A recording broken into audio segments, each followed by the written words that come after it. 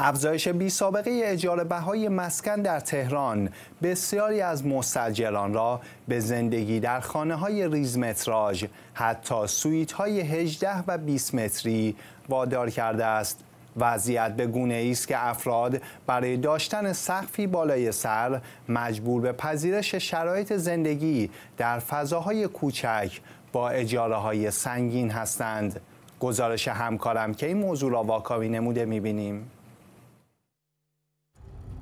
در پی افزایش افزار گسیخته اجاره بها در تهران، بسیاری از مستاجران به اجبار به زندگی در خانه‌هایی با مساحت کمتر از 20 متر روی آوردند. شایعه منتشر شده از سایت اقتصادی تجارت نیوز نشان می‌دهد که رقیق‌های کوچکتر به شکل قابل توجهی افزایش یافته است. به طور مثال، یک سویت 18 متری در خیابان سلسبیل با رهن 30 میلیون تومان و اجاره ماهیانه 10 میلیون تومان عرضه می شود.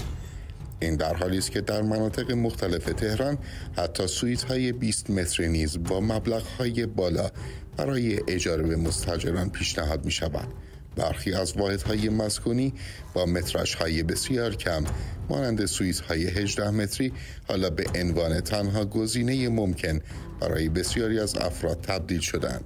به عنوان نمونه، سویتی در منطقه خواجه نظام الملک با مساحت 20 متر و رهن 300 میلیون تومان به عنوان رهن کامل آگهی شده است. این وضعیت حتی در برخی مناطق شمالی تهران نیز به چشم می‌خورد. متاسفانه این خانه‌های ریز متراژ با وجود فضای محدودشان اجاره‌های بالایی دارند، زیرا به گزینه‌ای اجباری برای بسیاری از مستاجران تبدیل شدند. در شرایط اقتصادی کنونی بسیاری از مردم با فشار اقتصادی و ناتوانی در تأمین هزینه‌های زندگی مجبور به زندگی در این خانه‌های کوچک و بدون امکانات کافی هستند. کارشناسان اقتصادی معتقدند که این پدیده به طور جدی نشان دهنده چالش‌های جدی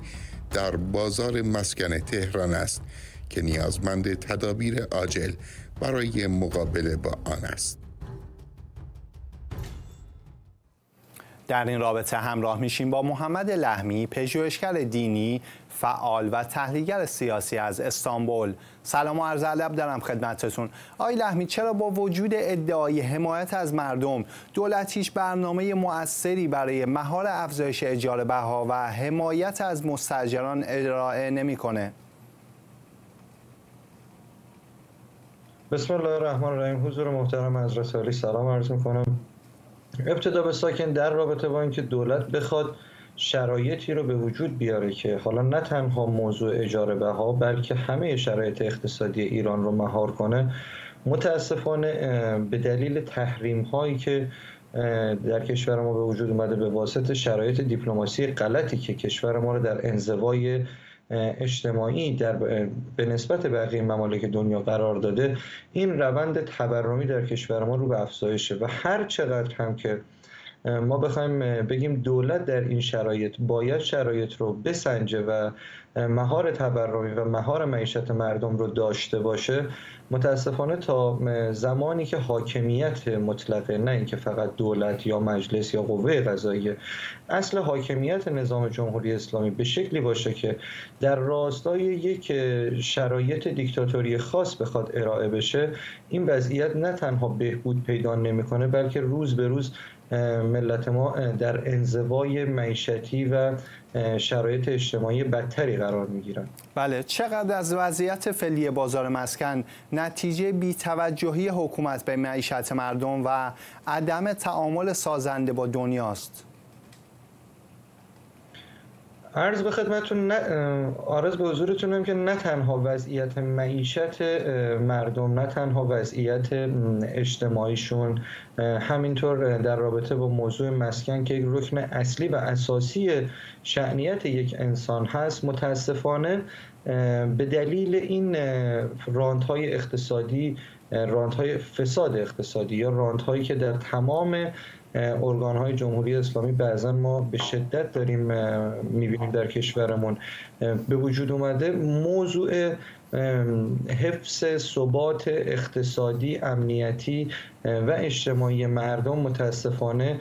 با شرایطی که نظام جمهوری اسلامی بر مردم شریف ما حاکم شده امکان سهل الوصول شدنش وجود نداره و این در شرایطی میتونیم بگیم که به سمت خوبی یا به سمت آینده روشن برای مردممون پیش میره که یا راستای اصلاحات کامل در نظام جمهوری اسلامی صورت بگیره و اینکه ما بتونیم روند دموکراسی و روند شرایط کشور رو به شکلی پیش ببریم که از این انزوای جهانی در بیایم، یا اینکه متاسفانه با شرایط کنونی که پابرجا هست نه تنها شرایط مردم ما با عوض شدن دولت، حالا پس و پیش دولت یا بقیه جهات، هرگز امکان پذیر نیست. بله آقای لحمی، آیا ادامه تحریم ها و انزوای اقتصادی کشور مستقیما بر بحران مسکن و اجبار مردم به زندگی در خانه های کمتر از 20 متر تأثیر نداشته است؟ عرض به خدمتتون که نه تنها بر وضعیت مسکن مردم به شکلی که پیش اومده در این سالهای گذشته ما دیدیم، بر تمام جهات ملت ما این موضوع تأثیر گذاشته، از لحاظ اجتماعی، از لحاظ رفاه فردی، از لحاظ رفاه بین المللی، از هر بابتی که شما فکر کنید این موضوع تحریم ها متاسفانه مردم ما رو به یک انزوای غریبی سوق داده و اگر ما بخوایم در شرایطی که اصلاحی در این خصوص صورت بگیره، ابتدا به ساکن باید از لحاظ اقتصادی، از لحاظ اجتماعی، از تمام جهاتی که برای تمام مردمان ممالک دیگه وجود داره ما هم بخوایم پیشرفت کنیم، ابتدا به ساکن موضوع دموکراسی و موضوع روابط دیپلماسی بین بقیه کشورها و ایرانه. اگر ما بتونیم تعاملمون رو با بقیه کشورها به شکلی که در سالهای گذشته وجود داشته حفظ کنیم و بخوایم با دنیا دست دوستی بدیم، در این صورته که با وجود اصلاحیاتی در کشور ما میتونیم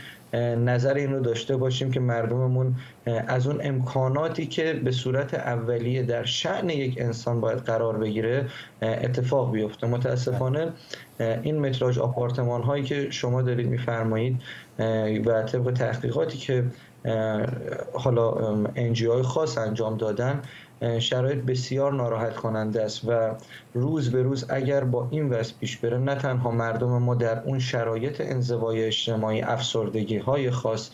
و بیماری های حاد روانی قرار میگیرن، بلکه ممکنه کانون اصل یک جامعه که خانواده باشه اون هم متزلزل بشه و این واقعا در شأن و در منزلت کشور غنی مثل کشور ما و مردمان شریفی مثل مردمان ایران نیستش. بله ممنونم از شما. محمد لحمی، پژوهشگر دینی، فعال و تحلیلگر سیاسی از استانبول.